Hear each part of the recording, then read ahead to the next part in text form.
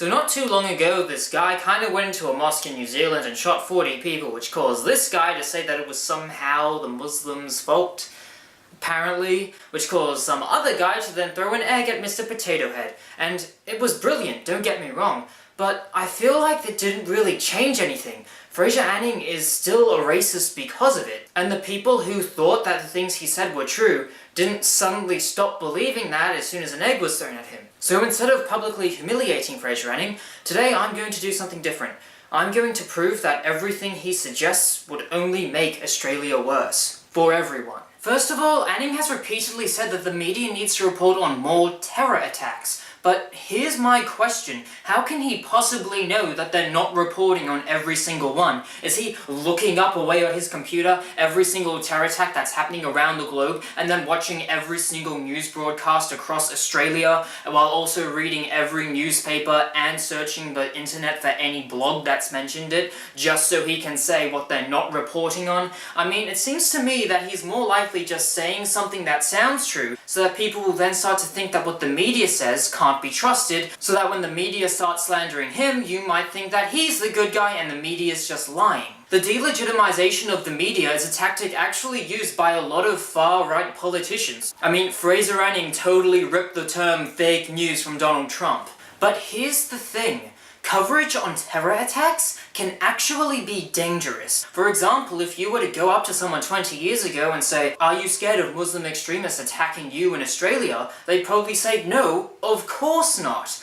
But if you were to now, they'd probably say yes. Now, I wasn't alive during this time, but before 9/11, the media didn't report about Muslim extremist activities all that much, because terror attacks were happening on the other side of the earth where no one in the Western world really cared. I mean, think about it. Would you care if some guy got murdered by some other dude on the other side of the planet? That doesn't really affect you in any sort of way, and it's not going to trigger any sort of emotional response within yourself. The media just isn't going to be appealing to a lot of people. But 9/11 changed all of that. It was the first time Westerners were attacked in one of their own cities. It meant anyone could be attacked at any time, which is exactly what ISIS wants. And by extension, more coverage on terror attacks is also exactly what ISIS wants. It's free publicity. The media should stop reporting on terror attacks altogether, or just start referring to ISIS by some other name. The name ISIS was pretty much hijacked by them so they could associate themselves with Islam. But here's the thing. 99% of Muslims want nothing to do with ISIS, so why should we call them by something that associates them with the very people who despise them? Which is why we should take Adam Hill's approach and call them ISISI, or suppressive hostiles inspiring terror in Syria. Dignifying them with a name that isn't as pathetic as they are is precisely what they want. Why are we giving it to them? Imagine going up to someone and say, "Excuse me, are you scared of gubba lubba gubba gubba gubba goo?" No, of course they're not going to be. Anyone called by that is automatically going to be pictured as something completely non-threatening and pathetic, which is exactly what ISIS is. The dudes are so unorganized that you can't even refer to them as organized terror. You want proof that ISIS is completely harmless? Yo, ISIS, come fight me! Come on, come kill me right now. What do you know, I'm still here. Why should we empower the people who want to kill anyone who's different? And if Fraser Anning wants to banish anyone who's different, how is he any better than ISIS? And here's why ISIS isn't insulted and slandered by the media. Because while ISIS benefits from the media reporting on it, so does the media itself. Why? Because fear campaigns. It's all people want to hear about. We practically sit at home waiting for a current affair to tell us what to be afraid of next. And our fear is the source of this problem. As you probably noticed, the media bases the majority of its reports on fear, and that's because fear has the greatest psychological impact on you than any other emotion. If you're scared of something, you're going to be engaged with it to find out if you're in danger, and you'll also remember what you've been told. Think back to when you were a kid. Which movie do you remember in the most detail? Stuart Little or Coraline? Because I've seen Stuart Little like 50 times and I still can't remember what happens in half of it. But I only needed to see Coraline once to know that it would be the source of my bedwetting for years to come. And are you serious? Mom! It happened again!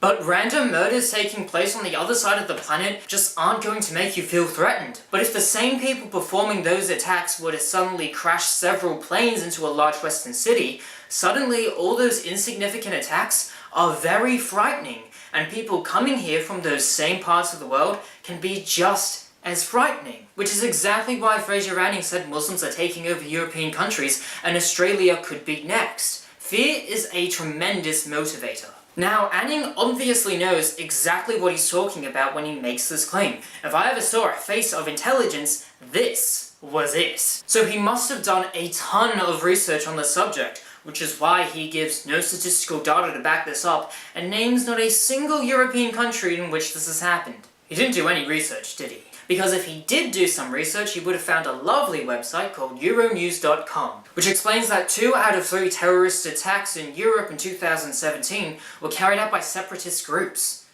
not ISIS. Now, okay, maybe he missed that website somehow. Only if you look up how many migrants are terrorists, it's literally the first result. Who knew? Oh, that's right, literally anyone who did more than 5 minutes of research. Now, Anning says he's given the facts, implying that he was telling the truth when he said Muslims are usually the predators, and to protect Australia, Muslim migration must stop. Now, he's not the first person to say this, and he definitely won't be the last. But here's the thing, the majority of people coming to this country, regardless of race or religion, all want the same thing. They're all just frightened people trying to secure a better life for their family. In a way, that's the one thing that unites migrants with the people afraid of them. Both are just concerned about the future and what that means for their children. In fact, a parent's love for their child might be the one thing that could end racism. Disney made a whole TV show about it, go check it out. But how can we know everyone coming here are the good guys? Well, we'll never know for certain, but it's worth noting that the vast majority of people coming here want nothing to do with ISIS. There hasn't been a single validated record of a migrant secretly being a member of ISIS. People like Anning have seemingly forgotten the reason why people come to Australia. He says that migration causes terrorism, but he has it the wrong way around. Terrorism causes migration. These people are running for their lives because the places they're coming from are under attack. They've received death threats and just want to make sure they can protect themselves and their family. We know this because of what boat people go through. What terrorist is going to sell their house or to pay a stranger $1,000 to take them to the other side of the world in a dingy boat that could sink at literally any minute? It just doesn't make any sense, especially when you consider that those terrorists haven't taken over the countries they're coming from yet. Imagine wanting to kill someone you've never even met, who lives in a different country you've never been to and you don't even speak the main language of. Why go through all the time, money, and danger just to get to another country to kill people there, when there are still people in your own country you want to kill just as badly? Not to mention you could just get locked up in a detention center for 18 years. Also, how are these hypothetical terrorists hiding among migrants going to kill us? We have strict gun laws here in Australia. You can't obtain a license unless you have a legitimate reason that's been proven. And even if you can provide that, your license is going to get re-evaluated every 1 to 5 years. And someone who's just come here from a non-English speaking country isn't going to be able to provide those things. It's just not possible. And if you're thinking they can just bring those guns with them, they can't. People smugglers always make sure they're the only ones around with weapons. Think about it, they basically rob you and tell you, oh yes, my boat, it's very nice, you will like it, you'll hop in, you won't even feel the water swimming the boat, it's a cruise, and it's in tip-top shape. Slaps it, you can fit so much spaghetti in that thing. And then you go to hop in, and it's literally a bunch of wood clumsily nailed together.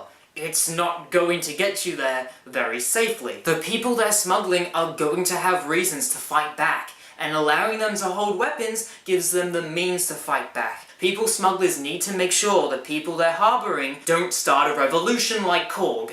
The revolution has begun!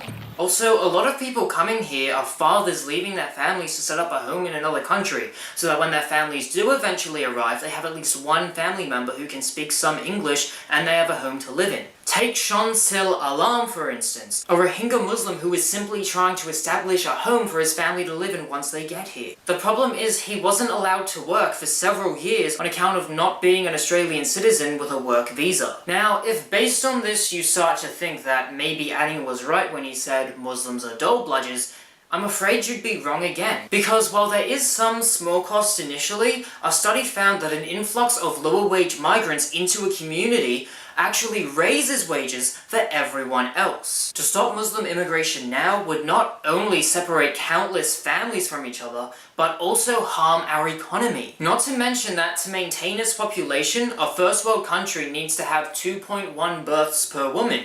But in Australia, our birth rate per woman is only 1.8, meaning without people coming here, we might actually slowly be killing ourselves off. The fact is, we can't afford to stop Muslim immigration. Our population and economy needs them. One could even argue that Australian society needs Muslims just to evolve, though that's a topic for a different video. Stopping immigration won't stop terrorism, and this is because practically all Muslims are nothing more than just peace-loving people trying to set up a home for their families. People like Shamsul Alam want nothing more than to give back to the country that saved their lives. And I don't know about you, but I think Australia could use a whole lot more people like this, and way less like that. But hey, what do I know? Hey, what do you know? It's the end of the video! You can click on another one here, you can like, comment, subscribe, all that random stuff, even share it around. Okay, see you, bye.